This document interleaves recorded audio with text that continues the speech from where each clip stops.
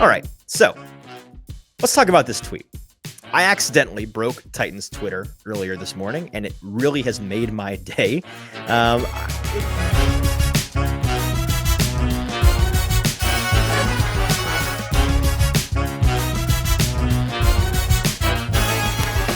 Welcome into the Hot Read Podcast. I'm your host, Easton Freeze, director of published content here at BroadwaySportsMedia.com. We're also brought to you by the 440 Podcast Network. And you can follow me on Twitter at Easton Freeze. Welcome in. Happy Friday, June the 9th. We are cooking. June is already flying by, and I appreciate all of you that are tuning into the show, whether it is live or via podcast or via YouTube. Thank you for being here. We're going to talk some Titans today and then get out of here and get to the weekend. We've got a number of fun topics to get into. No producer JT today. He is busy working on something that is very important, which definitely isn't him just hiding from the fact that his Mets got swept by the Braves this week. Tough scene for him and any Mets fans you may know. But no, he really is attending to some things, and he'll be back on Monday, as usual. Just me today, but we've got a number of things to talk about from primarily minicamp this past week. 3 straight days, Tuesday, Wednesday, and Thursday of Tennessee Titans minicamp before we get into the real dog days of the summer, as well as, yes, that DeAndre Hopkins tweet of mine that made my Friday morning a lot of fun. We'll talk about that and do some fun show and tell. Is it silly to spend time on the show talking about a tweet and responses to a tweet? Yes, absolutely. Are we going to do it today? Yeah, 100% we are, because I find it really funny. And then on the warm-up today, a Dalvin Cook take for you that is tangentially related to the Titans, and I think provide some insight on the Titans and Derrick Henry's position within the league. Before we dive in, those of you that are tuning in live, if you could do me a quick favor, just repost, retweet, like, share, send this link to a friend or some family. I would consider it a personal favor. We want to get as many folks in here as possible. And then, of course, if you want to join the conversation today, head on over to Broadway Sports Media's YouTube page. So if you're watching on Facebook, if you're watching on Twitter, you got to go over to YouTube, search Broadway Sports Media or the Hot Read Podcast. You'll find this live stream. And in the comments of this live stream, that is where you can communicate with the show. We've already got a couple of people already in the chat. D Good pointing out that JT's not here, asking if he's okay. Very kind of you, D Good. Is it because of the Metropolitans? Yes, indeed it is. His poor Mets are not doing great right now. Not doing great. And Diesel pointing out that man JT has the easiest job in the world. I don't know. Wrangling me and producing a show that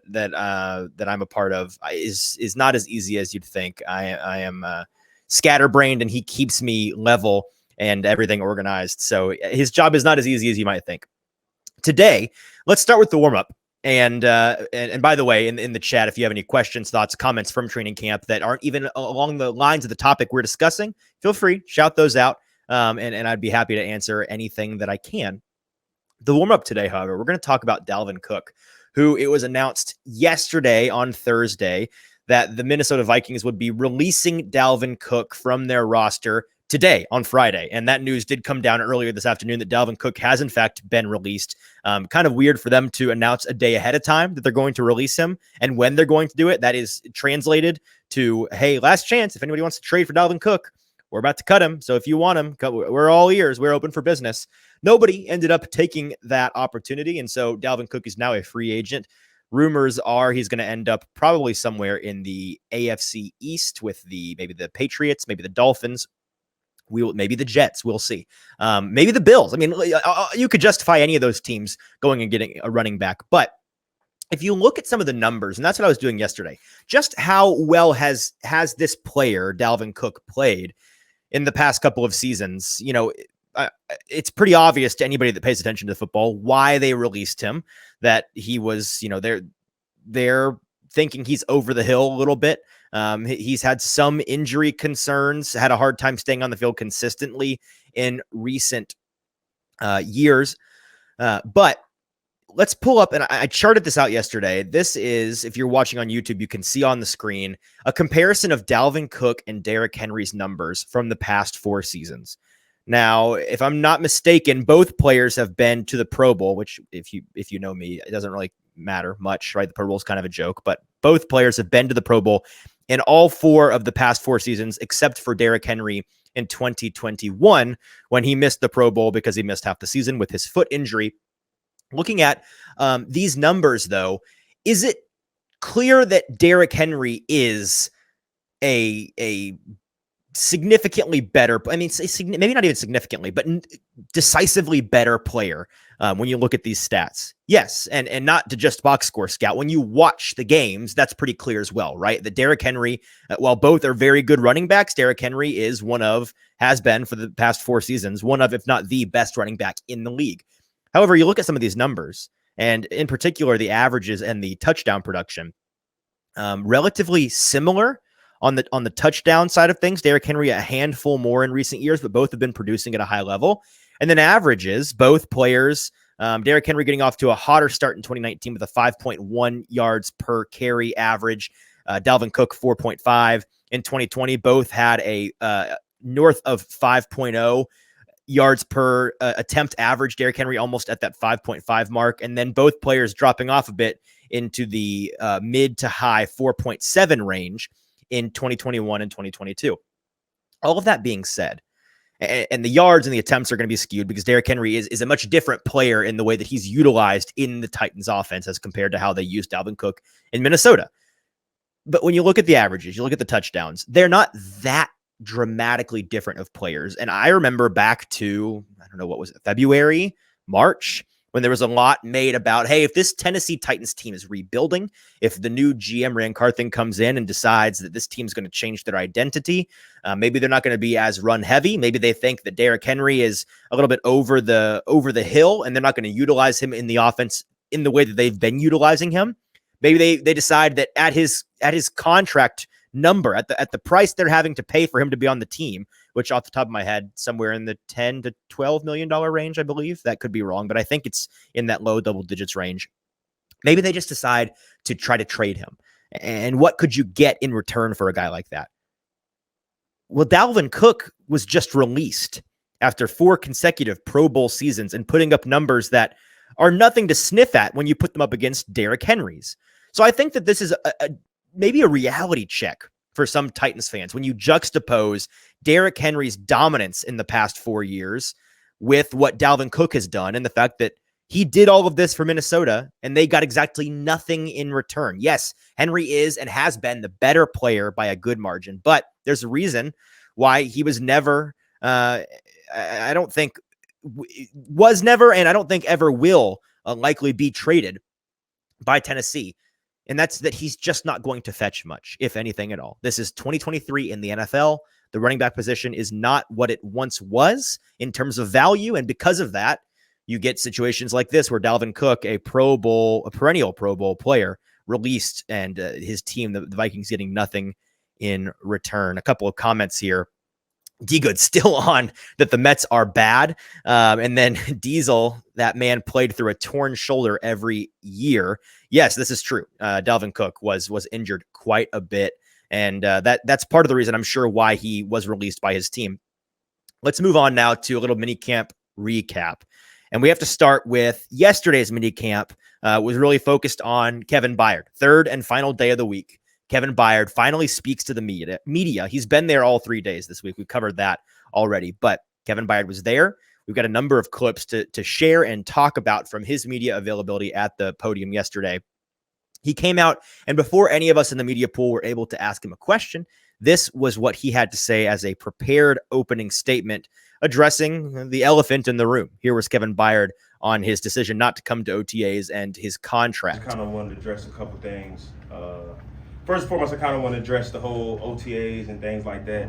I had been in communication with the coaching staff really early in the offseason before, obviously, all this news and all this stuff that came out. That, I was going to have my own plan to be able to train on my own. Obviously, every player on this team is in a different stage of their career. I am very comfortable, obviously, being with Shane, being with the coaching staff right for 5 years, Shane being our coordinator for the last 4. Very comfortable within the defense. I stayed in communication with the coaches this entire offseason about any new stuff that we had, any new nuances that was coming out within the defense. But I had been enjoying training on my own and felt it was very important. And it really was never any doubt from the coaches and my end that, I wasn't going to be here for minicamp. I knew I was going to be here and be the same player that I always been, be the same leader that I always will be. So I kind of just want to put that out there. I know you guys got some other questions, but just want to put that out. So, and apologies for those that are watching. I'm not sure why the video is showing up as yellow. It wasn't yellow when I filmed it, but it's kind of yellowy now. But you get the gist. That's what Kevin Byard initially had to say, addressed a number of the questions that we had, but then we followed up with some detailed questions. And here is his response to a question about why exactly he chose, or maybe to elaborate more on why he chose not to show up to OTAs this year. Here was Kevin Byard's addressing that question. In the meetings, but as far as the strength and conditioning part of it, I had already gotten to the really good groove on my own. I had started working out probably 2 weeks after the Super Bowl on my own, and I kind of just want to keep that routine, keep that training going. And I felt really good out here today, these past couple of days with my condition and everything. So I'll continue to do that obviously through the summer and get ready to have. And not to fly through these clips, but I do kind of want to do the reporting portion of this first and give you the context of what we heard from him, and then kind of editorialize a bit and give you my thoughts. So this third clip from Kevin Byard, this is him talking about what his emotions were surrounding this tumultuous past couple months for him, or at least the narrative being that it's been tumultuous with him and the Titans. He essentially declined to get into his emotions, and he explains why in this clip. Emotions about, I guarantee you I would not be the last player, and I hadn't been the first player to come to about a pay cut. I let my agent and the organization, or obviously ran the GM, handle those things. I felt it was very important for myself though, and for me to come here and be a leader and be the person I've always been, making plays, communicating and things like that. So. And that's who I'm always going to be. And I just felt that was very important. And so naturally, he declines to give his thoughts on the emotions. He also declined. I asked him a follow-up question to this. Now that you're here, is it more that you're here because it's mandatory minicamp and there'd be a tangible punishment for not being here? Or is there some element of finality to this contract dispute, and to it's hard because he's not really up in the air to play for the Titans this year. He's under contract. It's just assumed, and reasonably so by all of us, that the Titans aren't looking to have a 30-something safety play on a 19 and change $1 million cap hit this season, and that they'd want to do something to that contract. Whether that's trading him, which I think is extremely unlikely, cutting him, which I think won't happen under any circumstances, or extending him, taking a pay cut. Those are the two other options, right? Either he can choose to agree to a new contract at a lower dollar amount and take a pay cut and help them with the cap in that way, or they can choose to extend him, push some of that money down the road, the financial hit on the books down the road a couple of years, and free up some space now. I guess the fifth option is that they could just ride with this contract. I don't think it's likely, but at this point, you got to wonder. All of that being said, is this, in him being here, a mark of some sort of closure around that situation? And he declined to really give an answer on that as well. He doesn't seem interested. He never did seem interested yesterday to discuss his personal thoughts on the business side of this dispute. And really, he tried to make it out to seem like the business dispute was all that it was. There was no interpersonal dispute. There was no feelings within inside him of animosity towards the Titans, or not wanting to be here, or considering playing somewhere else, considering holding out. He never alluded to any of that, and anytime we alluded to it in our questions, he kind of quashed it. In this next clip, he kind of talks along those lines about how there was no doubt in his mind that he was going to be coming to mandatory minicamp this past week. Here were his thoughts on some of that. Like, this is not a whole thing with me coming here with just like, oh, I'm here. Like, it wasn't nothing like that. This was always the plan, and I'm going to continue to work my plan throughout this offseason. So, yeah, it really had nothing to do with that. This final clip was him talking about why he chose not to make a big deal publicly, whether that be on social media or through interviews or through podcasts. Here was his comments on why he chose to be pretty silent throughout the offseason so far. To clarify anything, that's one of the reasons why, I really wasn't just like active on trying to jump on the next podcast and, and stuff like that, or getting on social media, deleting, like all that's nonsense. Well, at least for me personally, I know players have different ways of how they handle things. I didn't see a need to do any of that because I didn't want to make it a story, make it a thing, because it's really not a thing in my mind. Like I said, every single day, I wake up in the morning with gratitude, and I just want to be the best player and the best person I could possibly be, because that's the only thing I can focus on. Control what you can control, because that's been my mentality, that's been my character my entire life. To control what you can control. You can't control if Kentucky takes your scholarship, you got to go to middle. You know what I'm saying? Like, you can't control those things. You just got to work on yourself and try to be a better player and a better person. That's it. My favorite part of that clip is when he catches himself in the middle of talking about going on the latest podcast, deleting stuff on Twitter. That stuff's not. And then he realizes he's talking about kind of what exactly some of his teammates, namely Jeffery Simmons, just recently did, and catches himself and is like, well, hey, if that's how you want to handle it, A-okay. It's just not the way that I want to go about it, which I side with him. I think it's a bunch of nonsense. I understand why players do it and why they think that it is a good idea. I disagree that it is a good idea, and I disagree that it's a wise thing to do. Maybe it works in some cases, but I just don't think it's a great look. I don't begrudge players that do it, though. Ultimately, I would agree with Kevin. If I was a player or under contract, really in any walk of life, I would find that kind of behavior nonsensical, and he certainly seems to think so. My thoughts on this are not a whole lot. Like, I think that he answered a number of the questions that I would have asked in this portion of the show, in me giving my opinion on the situation.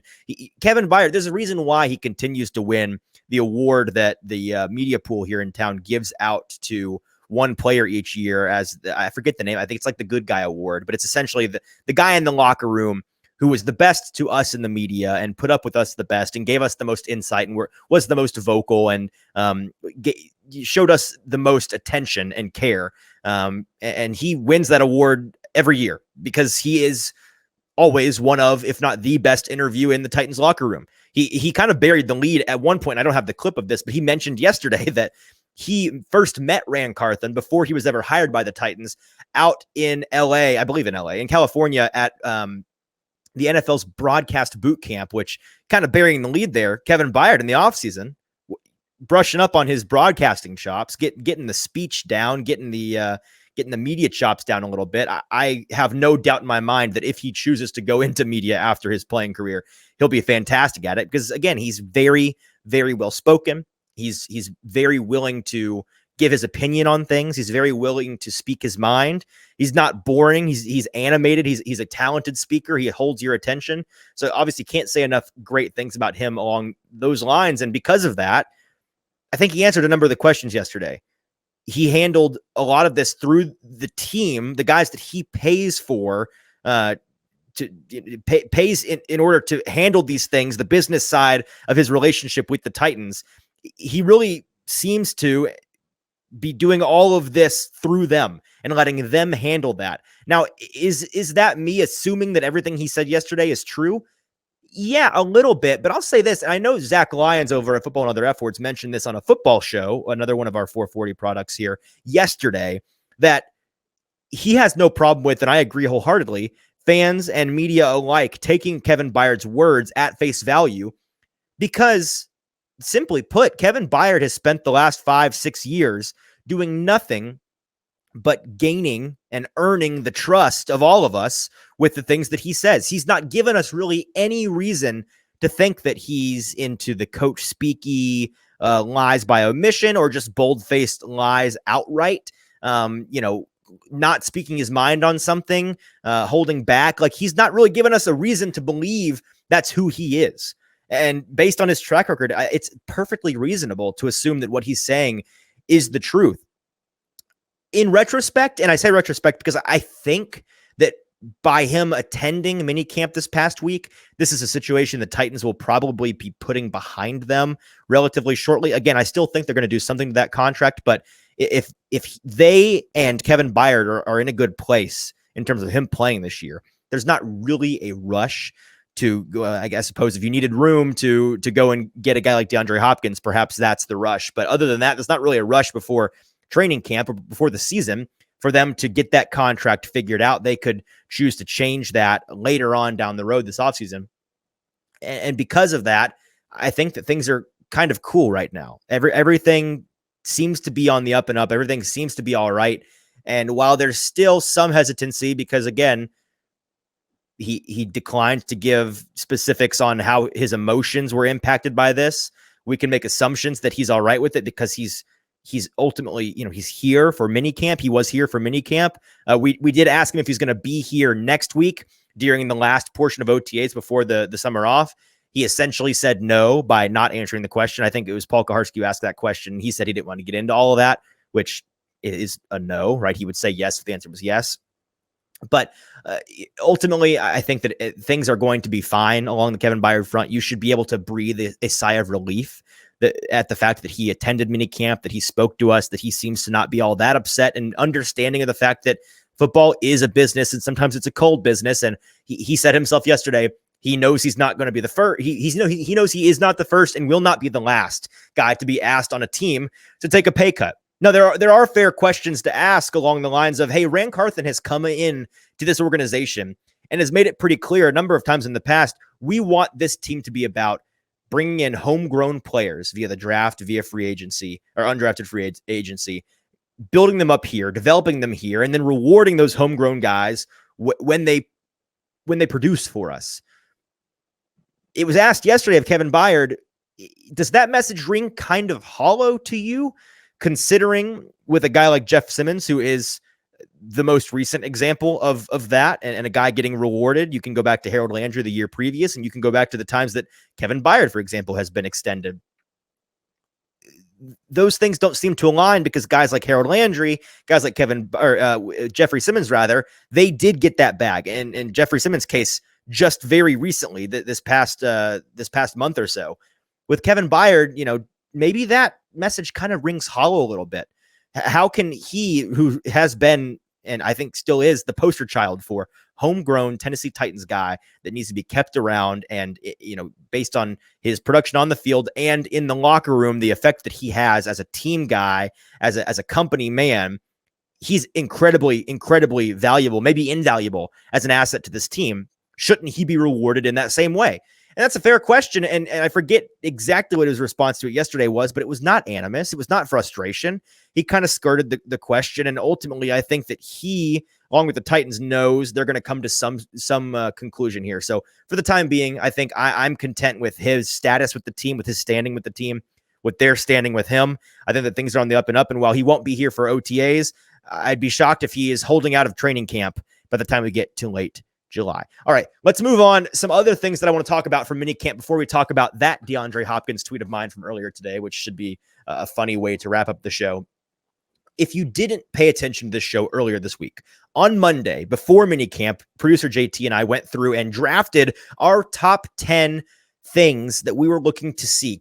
I say things, most of them were questions, right? Questions we were looking to have answered at minicamp this week. We got 5 of those questions answered and talked about that on the live show on Wednesday.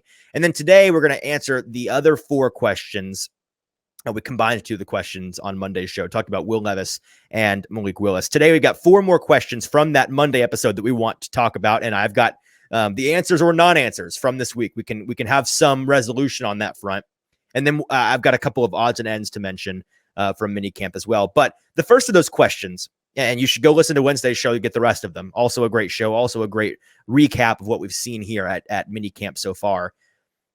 What depth receivers on this roster start to make their push, state their case to be on this 53-man roster by the end of August?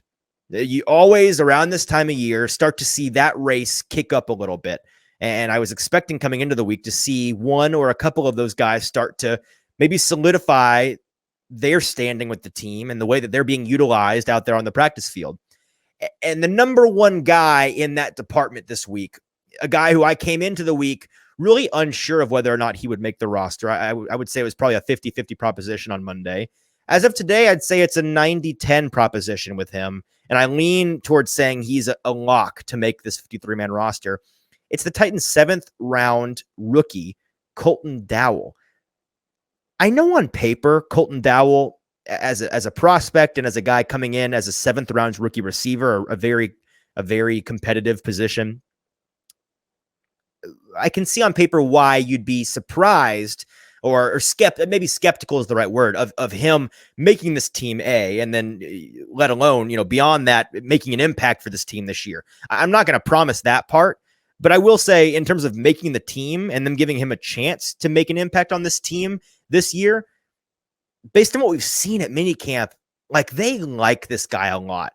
I think that they really, really like this guy, and the way that they utilize him in team drills, in 7-on-7 drills, he's a big part of the offense. Now, he's not being built around, based on what we've seen, in a fundamental way, the way that you'd build around a Tyjae Spears or a Derrick Henry or a Chigga or a Treylon Burks. But he is being utilized a lot, and they're having him do a lot of the things that they have some of their more veteran receivers in NWI and in Racey McMath and in Kyle Phillips. The ways that they're utilizing them on the field, they're doing the same with Colton Dowell. And I'm at the point where I think Colton Dowell is almost a lock to make this roster, barring an injury or some dramatic drop-off in late July and throughout August at training camp. I really do think he's going to make this roster. My guy Stoney Keeley commenting here that his take is Colton Dowell is Ran Carthen's version of Juwan Jennings with the Titans, which is something that I had not considered. Stoney, I think that's a pretty decent take. And I could absolutely see, again, based on the way that they're using him, they like him. I think Ran Carthen and Mike Vrabel and the position coaches are very, very fond of him and his potential, even as a 7th round developmental guy. And I could absolutely see him being used in that way, the way that Juwan Jennings has been used out there in San Francisco the past couple of seasons. All of that brings me to this question. And before we move on to the other questions we have to answer, I want to propose another question for you to noodle on for a little bit as we get closer and closer to 10,000 way too early 53-man roster prediction articles that you're going to see over the coming weeks. How many spots are actually up for grabs at the wide receiver position on this 53-man roster? Again, a lot will and can change between now and the end of August. But right now, how many guys can you say are locks to make this team at the wide receiver position? Treylon Burks, Kyle Phillips, NWI, and Chris Moore, the newly acquired former Texans wide receiver. That's 4 guys. If I include Colton Dowell as a guy who I think is bordering on a lock, that's 5 receivers already. And you got a number of receivers on this team that are beyond those 5, a big question mark, right? You've got a number of young guys with some promise in Jacob Copeland out of Maryland, Kieris Jackson out of Georgia, Gavin Holmes, so I forget where he's coming from, but he's actually flashed a couple of times out there at practice as well. I don't think he's a scrub. This team is fond of guys like Reggie Roberson and guys like Mason Kinsey. I don't think that they're a huge threat to make the roster, but they are there and they are pushing these guys. And then Racey McMath, which is the biggest established, not a rookie guy on this team at the wide receiver position, non-new guy who really, I think it is coming down to, can Racey secure that 5th position or that 6th position? Because I'll be floored if this team keeps 7 receivers. I feel like every single year we talk about how there's just too many talented depth guys. This team goes through receivers like Kleenex, like they're going to need plenty of depth on the active roster. They might as well keep 7. I think they're going to keep 7. There's 7 guys on this team in training camp that they need to keep, or else they're going to lose them. They won't stay on the practice squad. We convince ourselves of this every single year. And come the end of August, I'm sure some folks will have convinced themselves of that. Maybe even me. Maybe my mind will change. But if I do, somebody send me this clip and remind me of what I said, because I think that this is the truth and we need to keep our eyes set on this fact. This team does not have the depth at receiver on the roster that makes makes it worthy, justifies keeping a seventh guy. We talk about a number of times, and we've talked about a number of times in the past, why exactly I think and JT thinks this team's going to keep 3 quarterbacks on their active roster this year. And a big part of that is this team is perceived by many to be not that great, especially in terms of depth. And I agree on that front. I actually think the top end talent, as I've said a number of times, is sneaky much better than folks think. But the depth is certainly a big question mark at most positions. And because of that, the 45th through 53rd best player on this 53-man roster when they cut it down at the end of August are going to be guys that are, they're going to be practice squad caliber guys that you could probably put on the practice squad and not lose. Whereas a guy like Malik Willis or Will Levis, you put him on the practice squad, he's going to get scooped up by another team. It's just a fact that's going to happen. They're too valuable. And because of that fact, I think that this team has, a number of other skill position players at the running back position, at the tight end position, and at the quarterback position. They have too many of those guys to justify keeping a 7th receiver. I think they keep 6. You could convince me they keep 5. It wouldn't blow my mind if they kept 5 and just went with those top 4 guys and then Colton Dowell or maybe Racey McMath, depending on how camp goes. I think they'll keep 6. And because of that, I do think you have Racey McMath, Jacob Copeland, Kieris Jackson, and maybe Reggie Roberson competing 3 or 4 guys for just one spot on this team. I'd say right now the heavy favorite is Racey McMath, but I have seen Jacob Copeland flash a number of times. I'd say that he's the runner-up for sure right now in that race for the 6th wide receiver spot. He's flashed at camp, and I'm excited to see once they get pads on and once we get to see some more action in late July and early August. Excited to see what he's got. Also, drinking game for today's show. Drink every time I say late July or early August, and you're already dead. I'll quit saying that. Let's move on to the next question. Elijah Molden, formerly a cornerback on this team, known as a cornerback on this team. I say formerly, maybe not formerly. That is the question, right? Is this guy going to be playing cornerback or safety for this Titans team in 2023? And unfortunately, we didn't get a ton of clues as to whether or not they're wanting to transition him because he didn't practice on the field a whole lot this week. I don't know. They've not disclosed. He's not disclosed what exactly he's working through or why he hasn't been out there every single day this week. I think he was out there for 2 of the 3 days, if I'm not mistaken, but maybe I know he was there for at least 1. I know he missed at least 1. I forget on the 3rd day whether he was there or not. The point being, we've seen him so far this offseason play at safety a couple of times. Part of that was because of the necessity with the top 2 safeties on this team at one point at OTAs in previous weeks not being out there and them needing somebody to play safety. From a physical standpoint, from an athletic testing standpoint, he fits the bill. And there's been rumors since he came out and was drafted by the Titans that he could be a guy, he could be a decent candidate for that transition to safety and be that press safety that you have as a blitzer, as a guy in the slot, in the nickel, in dime, coming in on those sub packages and being a guy that can cover as well as play the safety position well. We didn't get a ton of clues to that this week, unfortunately. So my answer is that we didn't get a huge answer to that question. We did hear from fellow defensive back Monty Hooker, who is a bona fide safety, about Elijah Molden and how he's performed back there in his limited snaps so far. Amani had good things to say, said that he's handled it well, that he's enjoyed him being back there, and it's nice to have him. I certainly think that the take from Titans fans should be, I hope that they move him, because beyond Amani Hooker and Kevin Byard, you have a bunch of lawn chairs and deck furniture at the safety position. You need somebody to be able to rotate as well as somebody for depth. Heaven forbid one of those top 2 guys goes down with an injury, which in recent years we've seen Amani Hooker deal with some injury problems. So I think that him being a safety this year would be really nice. Ultimately, if the Titans go into the year and decide we're just going to label him defensive back, he's going to be a flex guy for us. We're going to have him play cornerback when we need a cornerback in the slot. We're going to have him play safety when we need a safety, and we can use him as buzzword, one of those versatile guys on this roster. They want to be as versatile as possible. He gives them the option to do that, and I think that that's a pretty decent chance that is what happens.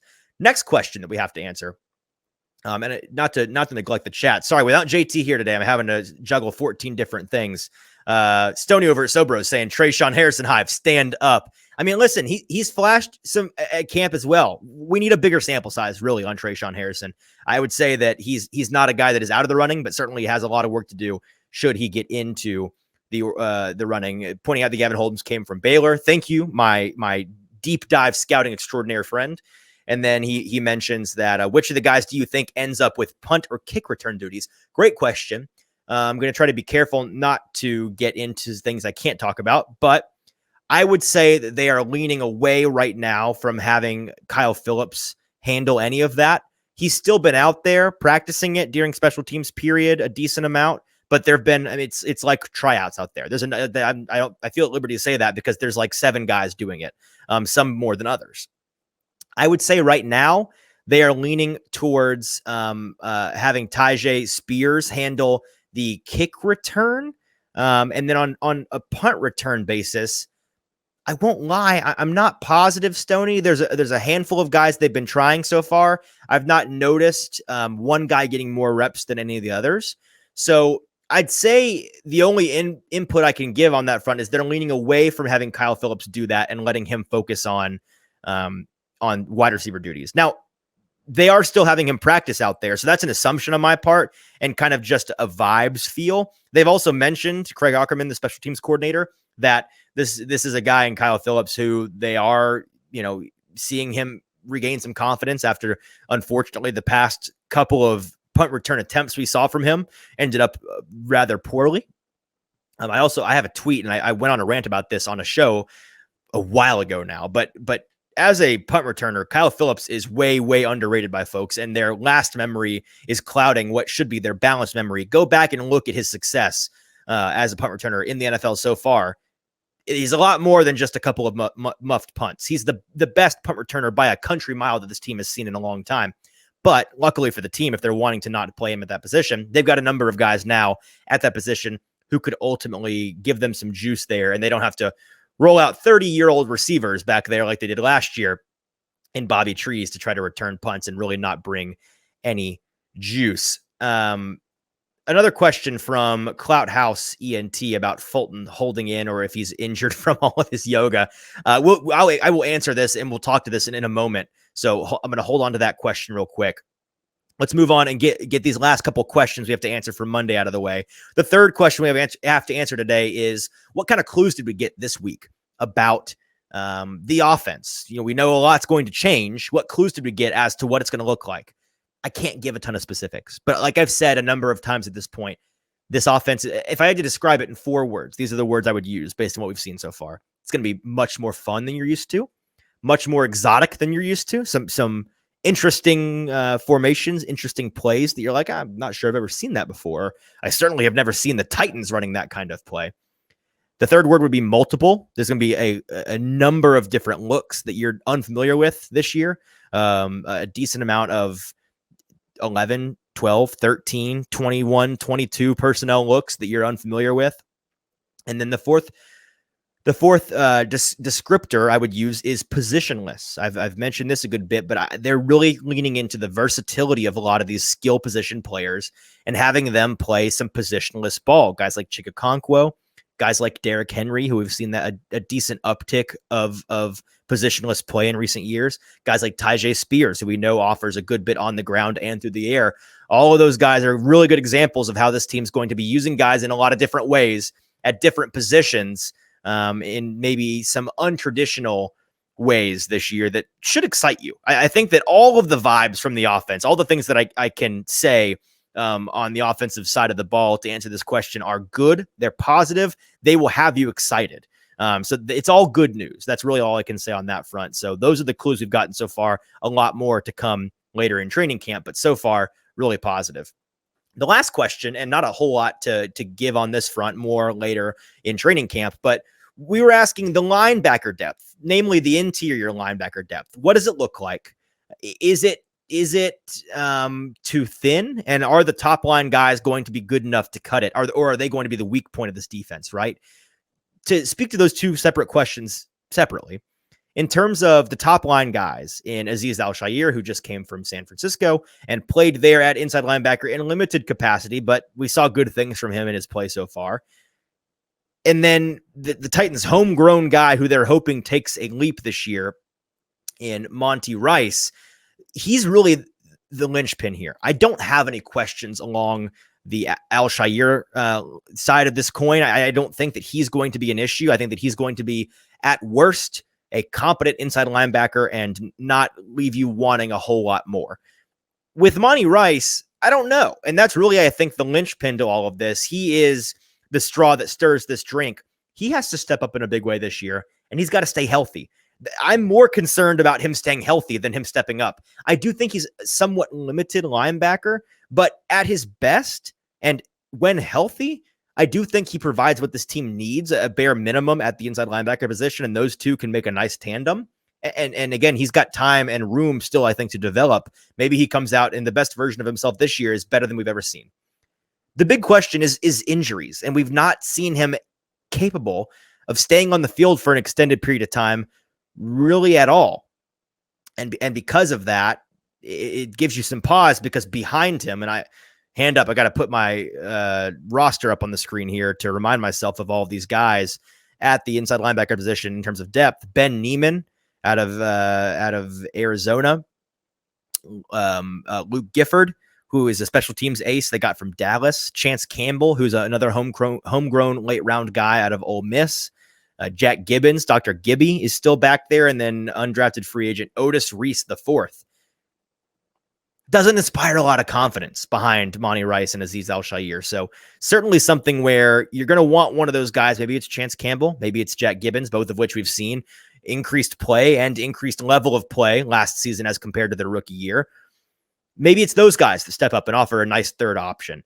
But if they're not, and it's not Luke Gifford, who we know is a stud on special teams, but may not really offer anything on actual offensive play or defensive plays, rather, it leaves something to be desired on that front. So like is the case with a number of things for me with this team, I'm much more concerned with the depth than I am with the top line talent. All right, let's get into some other odds and ends from camp, and then we'll get to that DeAndre Hopkins tweet, which is what I'm trying to get to, because that's the fun of this. That's the dessert to today's episode.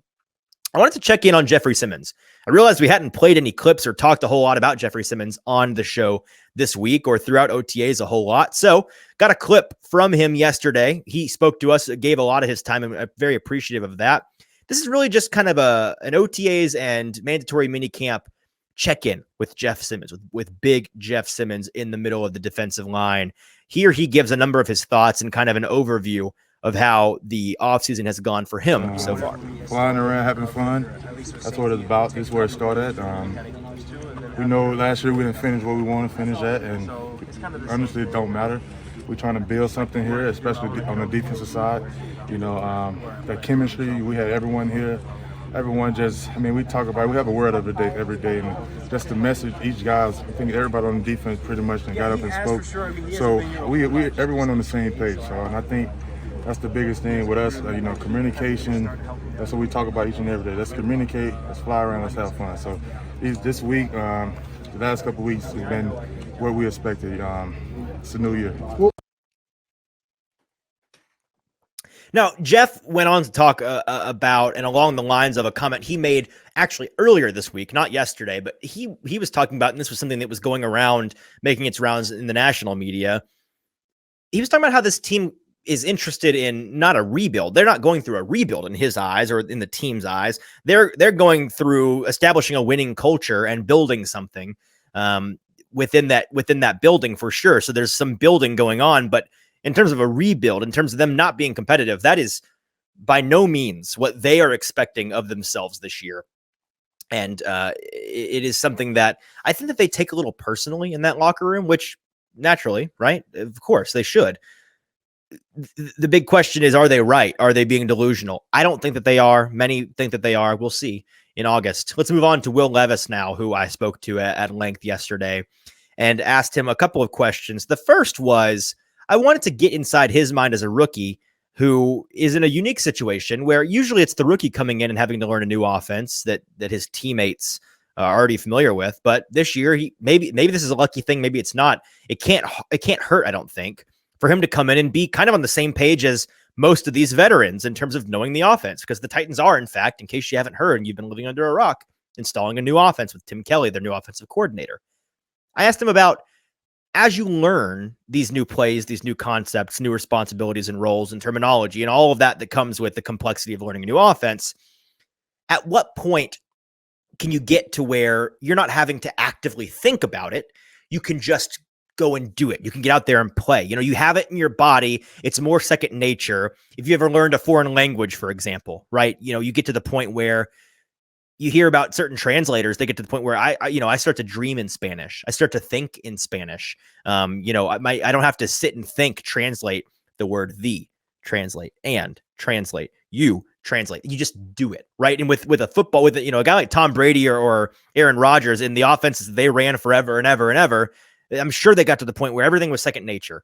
That can't be the case yet with these guys, with everything, but I'm sure that transition is starting to happen. So I asked, at what point, and has that point come where things are starting to slow down for you, I guess speed up for you mentally, so that they can speed up for you physically on the field and you can have it in your body and not have to think about it while you're out there. You can just play. Here was his response to that question. Stuff that we've already repped. A lot of the times, like, we get maybe 1 or 2 reps with the concept, and then we're moving on to the next group of concepts. So we're moving on to third down, and then we're moving on to red zone. So being able to revisit some of the concepts, rep them for the 3rd, 4th, 5th times, it just takes those reps and it takes those looks, different looks from the defense to kind of log those reps in your mind and understand what you're looking for versus different looks. So yeah, I just think as time goes, it's just going to get more comfortable. We followed that up asking him about, you heard the start of that question, I think, from my friend Nick Suss over at the Tennessean. On a day like today, on Thursday, yesterday, how much of what you're doing is stuff that they'd already repped, stuff that they'd already learned, and how much of it was they installed this for today? This is new material that we're repping for the first time and we're getting in our bodies. And he said it's about 50-50, which eye test wise checks out. I think that checks out in terms of how much they're walking through versus how much they're jogging through versus how much they're running through and actually playing. It seems to be every single day out there right now. They are adding new things. We're tackling a couple of pages that we haven't so far in this playbook, and we're starting to learn it all. And I do think that there's some natural concern there that maybe is being overlooked by some Titans fans, just along the lines of when you install a new anything into a team, these football teams are, at the NFL level, everything is a well-oiled machine.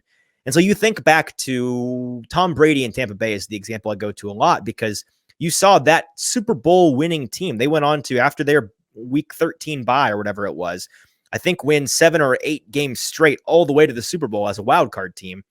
But before that, they were like 5-6, 4-6. I forget. They were either at 500 or just below it going into their bye. And the question was, are they even going to get into the playoffs in Tom Brady's first year in Tampa Bay?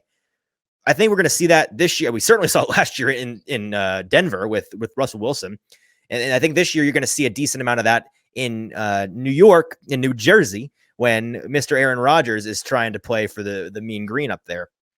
All of that to be said, I think the same thing kind of goes along with a new coordinator and with a new offense.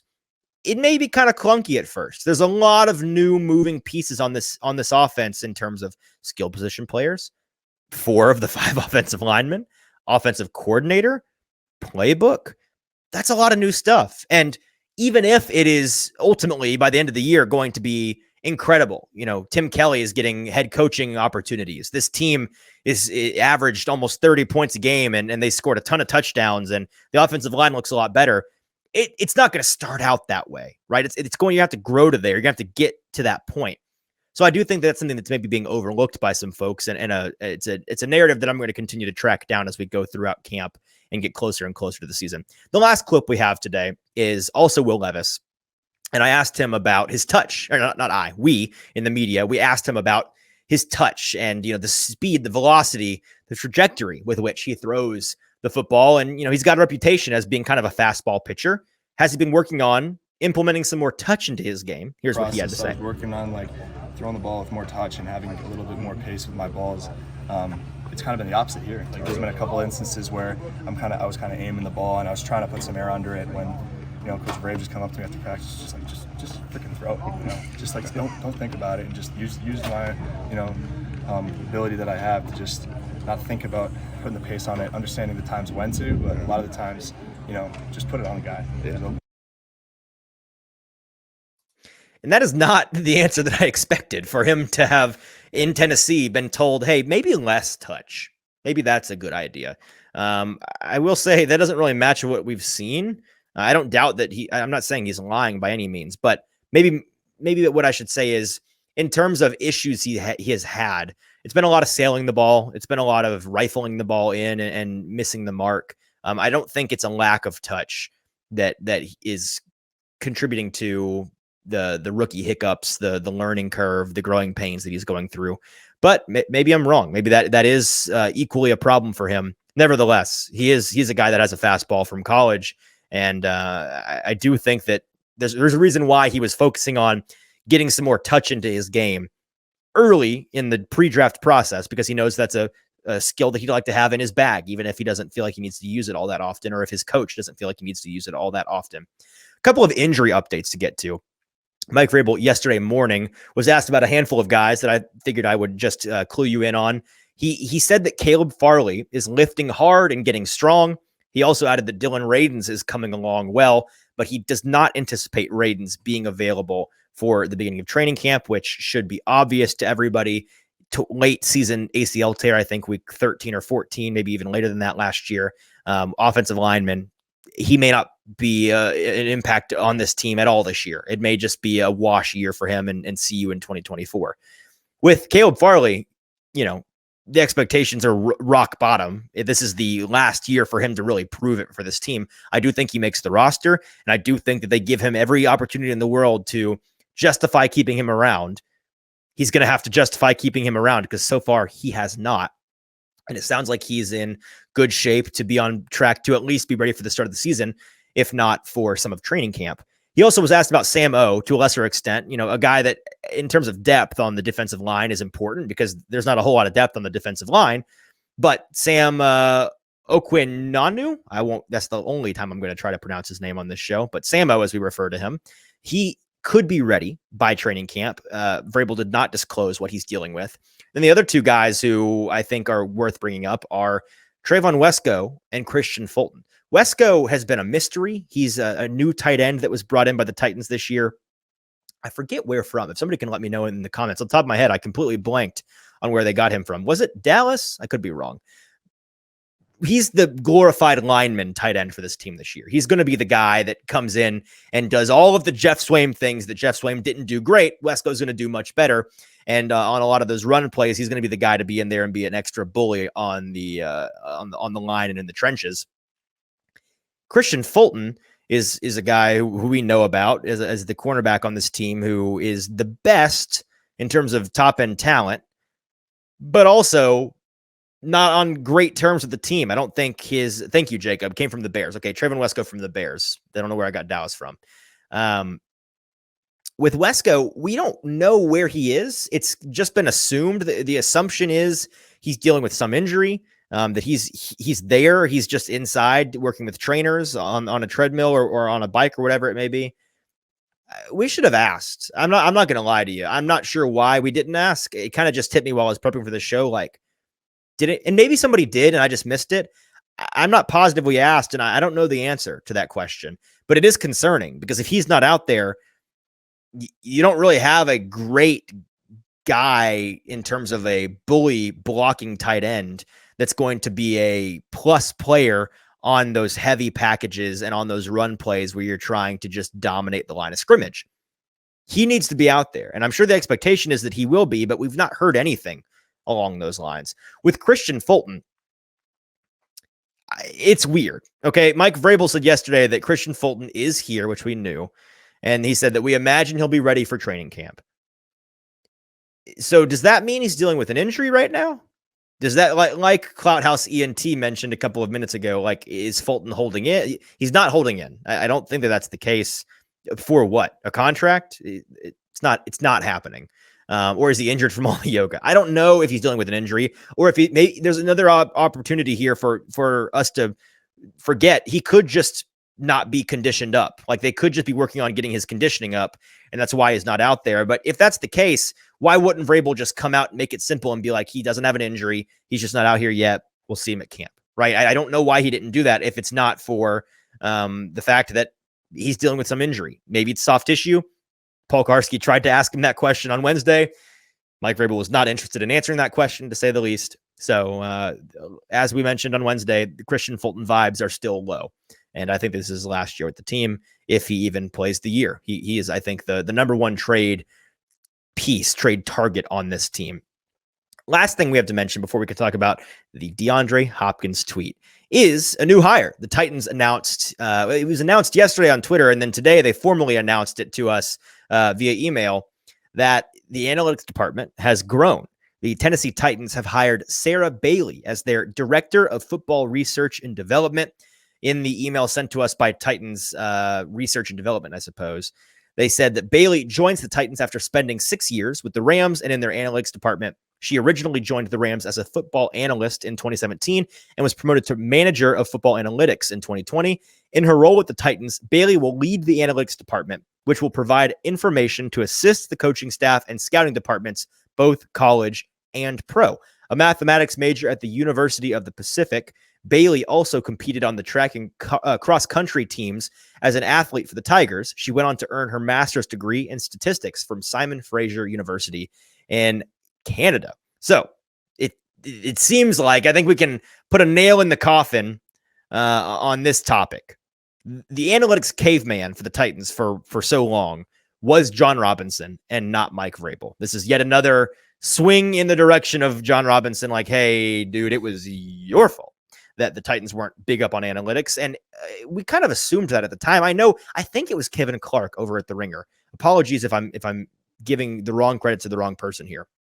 But I think it was Kevin Clark who a couple of years ago met with John Robinson when he was still the GM of the Tennessee Titans and asked him about analytics and how he uses them. And John Robinson said to him, hey, you want to see my analytics department? And Kevin was like, yeah, absolutely. And John goes, here they are. It's me. He was the whole analytics department. And for the longest time, we know for a fact on the record, he was the Titans' whole analytics department. Not great, because he's an analytics caveman and he's an eye test old school football guy, it seems. And the Titans seem to be going in a different direction, which is good news. It's good news. They should be balancing maybe some of Mike Vrabel's deeply ingrained caveman eye test tendencies, old school football tendencies, which I love, I respect. Like, I'm a caveman in that way too, to an extent, but then balancing that 50-50 with, hey, Rand Carthen, more forward thinking, front office guy, more interested in the analytics, coming from a team that is heavy on analytics out there in the Bay Area. Let's marry those ideas. And like Rand Carthen has said a number of times, that's what they're trying to do. All right. That is all in terms of minicamp wrap up and Titans news. So let's talk about Twitter for a minute. And maybe this is the moment you've all been waiting for today. It's certainly the moment I've been waiting for. Last question. I'm so sorry. Let me answer this question in the chat from Cloudhouse ENT. As of today, do the Titans roster 3 quarterbacks? Yes, absolutely they do. I think that they keep all 3 guys. If you let one of Levis or Malik Willis go to the practice squad, you're going to lose him. Another team is going to scalp him from you. You're not going to be able to protect him forever, and he's going to be lost. That being said, I do think that there's a chance they don't, if they just really fall in love with one of those 2 guys and the other guy kind of falls by the wayside in training camp. Right now, I'd say it's a 95-5 split of will keep 3, won't keep 3. So I would lean heavily towards them keeping 3. All right. So let's talk about this tweet. I accidentally broke Titans Twitter earlier this morning, and it really has made my day. If you know anything about me, you know I'm big on sarcasm. I love parody. I love satire. I love sarcasm because it's the funny things in life that make life worth living. Maybe not to get too deep, but like life is hard enough, and people should embrace fun. I didn't realize how many people were allergic to fun on Twitter, but I guess that's sort of the nature of Twitter at times. Unfortunately, some of its worse nature. I tweeted this out today. I said, if you're not watching and you're just listening, I tweeted out a video, and the caption was, "The idea of DeAndre Hopkins is nice, but upon further review of his 2022 film, it's clear he's washed. Nobody should be foolish enough to pursue this player who is clearly on the decline, simply not worth the risk." And that was the caption for a video that if you spent 10 seconds watching, you realized that the caption was satire. It was a joke. It was making fun of people that actually think these things about DeAndre Hopkins, that he's lost a step, that he's washed, that he's old news, that he's over the hill, because it's a highlight clip that I put together myself on my phone of the very best DeAndre Hopkins clips from last season in 2022, of which there are a number. It's like 14 plays, a minute and a half long. There's a lot to love about what he did last year. He's not washed. Anybody that watches his play from last year can realize this guy still absolutely has some left in the tank, maybe a lot left in the tank, and he absolutely could bring a lot to this Titans team. Well, some folks on Twitter didn't watch the video. And some folks, even worse than that, watched it and still didn't think it was funny when it objectively and clearly is. DeAndre Hopkins himself found it, and that's why it's blown up. It's a video I made this morning, and then by lunchtime, it had 1.5 million views, which is pretty absurd. But DeAndre Hopkins noticed this tweet, initially tweeted about it, and said, "Yeah, I'm washed," with the shh emoji. Then I think he realized that it was a joke, and within a couple of minutes, deleted that original tweet, then liked my tweet and the video, and then reposted the video with these 3 dots. Just ... ellipses. And I got a number of comments and replies and quote tweets that I just felt like sharing. And again, this is juvenile. It's silly, but it's a Friday afternoon. Let's have a little fun, right? This is just a little bit of fun on the Twitter timeline. And some of the very best comments I've aggregated here to talk about. So here at Jimbo the Goat says, "LOL, just talked your way into DHop not coming to Tennessee from the rest of the league. Thank you." At Tippy Tappy 89 says, "Your sarcasm just scared DHop away. Great job." These were my favorite genre of these tweets. People that genuinely think or thought that my tweet, my silly little tweet from a guy who DeAndre Hopkins does not know or care about, has any bearing on where he lands. Twitter is not the real world, folks. It's really not. You shouldn't take yourself so seriously on Twitter, because it's a funhouse mirror reflection of how the world really works and how society really is. Unless DeAndre Hopkins is super petty and super just foolish and dumb, in my opinion, which I don't think that he is. I think pretty highly of him as a person. That's not going to factor into his decision making. But some folks really do think that I ruined their favorite team's chances of landing DeAndre Hopkins. To which I'll say, if you genuinely think a player wouldn't come to play for your favorite team because of a silly tweet from a guy he doesn't know that covers the team in question, you shouldn't want that guy on your team, man. That person is a child. That person needs to grow up. That person has some security issues. Let's talk about some other ones. These were particularly aggressive. These ones hurt, man. At Alex Giles 172. I said that DeAndre Hopkins got it, which he clearly did based on how he behaved. I also had some folks that did some internet sleuthing for me, which I appreciate. They sent me examples in the past of DeAndre Hopkins tweets that he enjoys, tweets that are he quote tweets that are positive about him. He puts, apparently it's his thing to put ellipses when he likes a tweet.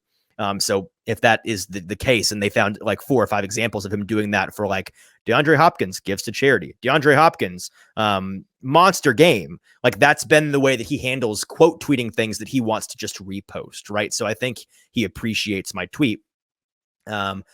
Bethany King, or excuse me, Alex Giles says, "I doubt that DeAndre Hopkins got it. Stupid post, but not surprised from you." Alex sounds upset. I don't think he's a huge fan of mine. At Bethany 122385542 says, "Man, you better stop this all caps crap. You better hope he signs Sunday, or you got some question marks to answer." Like I'm going to be the one that has to answer to Bethany about why DeAndre Hopkins didn't come to the Titans. Also, she puts a deadline on it, man. He's got to sign on Sunday when he visits the team. I wouldn't hold your breath on that, Bethany. Michael Schoenfield at Schoen WH commented 3 or 4 times. It really got in his feels. Michael, take a deep breath, buddy. He said, he's one of the people that this is just sad, in my opinion. It's not that he didn't get it. He got it and was alarmed by this, took it very seriously. Let's not take ourselves so seriously, people. That's no way to live your life. Okay. Let's never take yourself too seriously. No one likes somebody that takes themselves too seriously. Michael said, you saw Hopkins reply to this. Ideally, you do some damage control here. I don't know what damage there is. Controlling the damage of him understanding the joke of the tweet. He also said, go make things right with Hopkins. Like I personally affronted DeAndre Hopkins. Like I speak for the Titans on their behalf in the DeAndre Hopkins discussions. He apostrophe D this post and retweeted. Dotted. I see that he turned ellipses into a verb. Okay. He ellipsed this post and retweeted, maybe add an update or edit or this is not great English on his part, because this sarcasm doesn't translate well, clearly based on the responses. I disagree. It translates well to everybody that spent 10 seconds watching the video, and it didn't translate to anybody that didn't watch the video. And apologizing don't ever apologize on Twitter. It's dumb. Unless you do something that truly hurts somebody. If somebody on Twitter is demanding you apologize 10 times out of 10, maybe 9.9 times out of 10, don't apologize. Let's see. Peter Fence here. Just say hi, I'm stupid. Dom says, you're a broadcaster and don't even know football. Go find a new job, bud. Love that one. At Lil Aiden 2X, you just ruined our chances, dummy. Oh, another one of the guys that think that my tweet has any bearing on where DeAndre Hopkins goes. DHop just called you out by retweeting the video, apparently. Better come clean to him and explain how you have shitty sarcasm. I think my sarcasm is pretty strong, actually. If you spent 5 seconds watching that clip and read that tweet and didn't get it, I got bad news for you, boss. That's on you. Like that's a you problem. It is so unbelievably clear. Mother Lover Jones says, never trust a dude. Never trust what a dude says that looks like Freddie from iCarly, which is a funny one. I appreciate that one. That's a good one. I did in middle school. Middle and high school, I looked a lot like Freddie from iCarly. So I got that one quite a bit. Appreciate that comp. If you've seen Nathan Kress as an adult now, he glowed up. So I'll take it. At Desmond the Artist, please, for the love of God, never publish anything football related again. Would not bank on it, Des. Dot says, why do they even allow some of you idiots to cover sports? You absolutely know nothing about LOL. Okay. Larsky, it's always dudes that have never played football in their life that point at the film to judge players. LOL, it's so funny. Clearly, he didn't actually watch the film, but he should probably watch the film. And I played football in elementary school. How dare you? I played a lot of football until I reached the 6th grade, when all good football players stop playing football. AJ Johnson says, at Easton Freeze is talking out the side of his neck. Never heard of that one. He is named after a baseball company and a weather condition. Fair, funny. Stop it. And then Aaron, finally, good job, bro. May have not only cost us DeAndre Hopkins, us. Again, people think that I'm not covering the team, but a fan of the team. I cover the team, folks. May have just cost us the division, the whole division. DeAndre Hopkins is the difference between winning and losing the division. That's a fun one. Appreciate everybody that had a good laugh with me on that front. I see Kenneth in the comments here. DHop cares more about the numbers on his paycheck than the number of likes on Easton's tweet. Yeah, I'd say just a little bit. Just a little. Jacob says, send DeAndre some baked cookies. We can still fix this. I'm sure he's weeping and crying and rolling around on the floor because of my tweet. And then Kenneth says, and probably goes largely unnoticed until the actual DeAndre Hopkins name searches your tweet. This is true. I do think that is a big part of the why it has millions of views at this point. Jacob, last comment here, says it's always dummies on Twitter and tryhards who accuse people of never having played football. It's true. You always get the vibe from those folks that they themselves never played football, because it's you know who it comes out the most for? The MINICAMs of the world, the women in sports media. And it's always like, well, not only are you a woman, but you didn't even play football, clearly. So why should I take you? Bozo takes. Ignore these people. Jake, thanks for the love, man. Thought it was a perfect tweet for the situation. Can't believe people take that much time to be negative. Hey, baby, enragement is engagement. And again, Twitter is a funhouse mirror. When parody starts to become reality, which is the only reason why my tweet was taken seriously by some folks, because our world is so crazy, because sports media is so crazy at this point, that there are people who tweet these kinds of things like Jared Stillman, for example, and they mean them, and they work full time in sports media. It's their job, and their take is that outlandish, that ridiculous, that clearly designed to be provocative, that it's kind of believable that kind of thing would be out there. If you know me, it's not believable. But if you don't know me, I totally get, before you watch the video, being like, this is probably a real person. This guy's maybe a reporter and may actually think this. A quick question from Brian Spivey. Is media going to be on site for the Sunday? No, we will not. We'll not be there. Next time we'll be there, I think, is next week for OTAs, assuming Mike Vrabel does not cancel them. That's not really a thing. We would be there if they signed him for a press conference, but not for the visit. That'll be a private situation. Speaking of the last thing we'll talk about on today's show, just to kind of get the news out of the way, DeAndre Hopkins is visiting the Titans on Sunday. We know that. We reported that on Wednesday, but it was announced today that his second free agency tour visit is going to be with the Patriots later next week. I forget the exact day or if it was even published, but I know next week he is. Absolutely, Brian, anytime. He said that the Patriots are his next stop at some point next week. It's really funny to me, this idea that in media, sometimes we take things that one or two people say very confidently or just sound right to us and run with them as fact. And this idea that DeAndre Hopkins, he's got his list of top 5 quarterbacks he'd like to play for. He's got a list of a manifesto out there of the things that he's looking for in his new team. And people thinking that this guy is interested in more than just the money, which I don't mean in a negative way. There's nothing wrong with just your number one criteria for finding your new landing spot being the money. For most of us in our jobs, that's the case, right? More money, that's good. You're trying to climb the ladder. You're trying to earn more. For football players, it's a lot of money, but it's a very limited window of their lives when they can earn that money, right? DeAndre Hopkins is considered an old man, and he's in his early 30s. I really hope in real life I'm not considered an old man when I'm 31 years old. But in football, that's the way that it works.